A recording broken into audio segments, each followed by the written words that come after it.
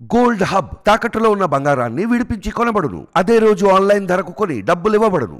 నమస్తే, welcome to మనం TV. నేను మీ ప్రియాంక రాకూనిరెడ్డి. ఈ రోజు ఇండియన్ స్ట్రాటజీస్ సర్వే 2.0 రిలీజ్ చేశారు. అయితే 2 నెలల ముందు కూడా ఇండియన్ స్ట్రాటజీస్ సర్వే ఒక సర్వేని అయితే రిలీజ్ చేసింది. ఇక ఆ సర్వేకి ఈ సర్వేకి మధ్య తేడా ఏంటి, అసలు ఆ సర్వేలో ఏముంది, ఈ సర్వేలో ఏముంది అనేది చూద్దాం. జిల్లాల వైజ్ చూసుకుంటే కనుక శ్రీకాకుళం జిల్లాలో మొత్తం 10 స్థానాలకు గాను టీడీపీకి 5 స్థానాలు, ఇక వైఎస్ఆర్సీపీకి 4 స్థానాలు వచ్చేలా ఉన్నాయి. ఇక మొత్తం మీద ఒకటైతే టఫ్ ఫైట్ కనిపిస్తుంది. ఇక నెక్స్ట్ విజయనగరంలో చూసుకుంటే మొత్తం 9 స్థానాలకు గాను టీడీపీకి 1 స్థానం వచ్చేలా కనిపిస్తుంది. ఇక వైఎస్ఆర్సీపీకి 8 స్థానాలు వస్తాయి అంటున్నారు.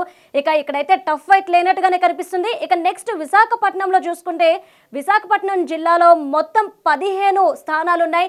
ఈ 15 స్థానాల్లో టీడీపీకి 7 సీట్లు, ఇక వైఎస్ఆర్సీపీకి 5 సీట్లు వచ్చేలా కనిపిస్తున్నాయి. మొత్తం మీద 3 చోట్ల అయితే టఫ్ ఫైట్ జరిగేలా కనిపిస్తుంది. ఇక నెక్స్ట్ పశ్చిమ గోదావరి జిల్లాకు తీసుకుందాం. ఇక పశ్చిమ గోదావరి జిల్లాలో మొత్తం 15 స్థానాలు ఉన్నాయి. ఈ 15 స్థానాల్లో టీడీపీకి 8 స్థానాలు, వైఎస్ఆర్సీపీకి 4 స్థానాలు వచ్చేలా కనిపిస్తున్నాయి. ఇక్కడ టఫ్ ఫైట్ 3 చోట్ల అయితే జరిగే అవకాశాలు అయితే కనిపిస్తున్నాయి. సో ఈ టఫ్ ఫైట్ లో ఎవరైతే ఎక్కువ స్థానాలు గెలుచుకుంటారో అక్కడ పశ్చిమ గోదావరి జిల్లాలో ఆధిక్యంగా ఉంటారు.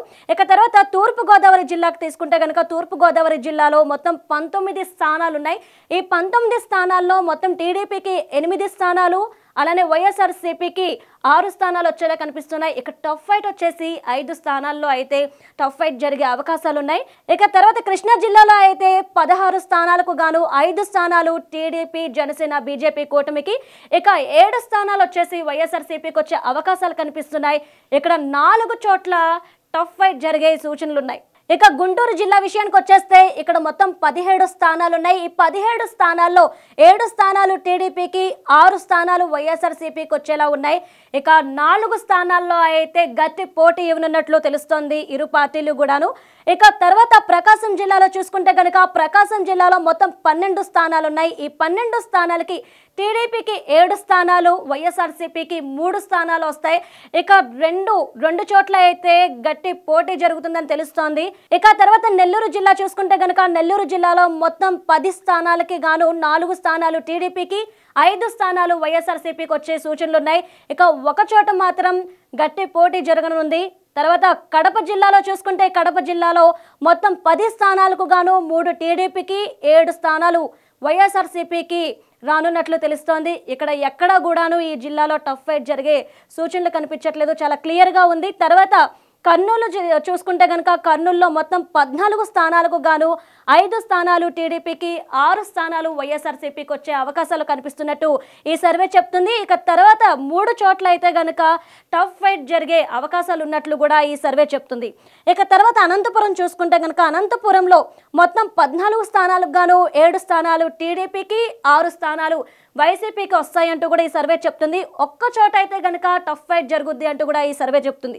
ఇంకా చిత్తూరు జిల్లాని చూసుకుంటే కనుక చిత్తూరు జిల్లాలో 14 స్థానాలకు గాను 2 టీడీపీకి, 10 వైఎస్ఆర్సీపీకి వచ్చే అవకాశాలు కనిపిస్తున్నాయి. 2 చోట్ల టఫ్ ఫైట్ జరిగే సూచనలు అయితే కనిపిస్తున్నాయి. ఒక్కసారి ఎక్కడెక్కడ టఫ్ ఫైట్ జరుగుతుంది ఈ ఇరు పార్టీలకు అనేది కూడా ఒకసారి మనం చూద్దాము.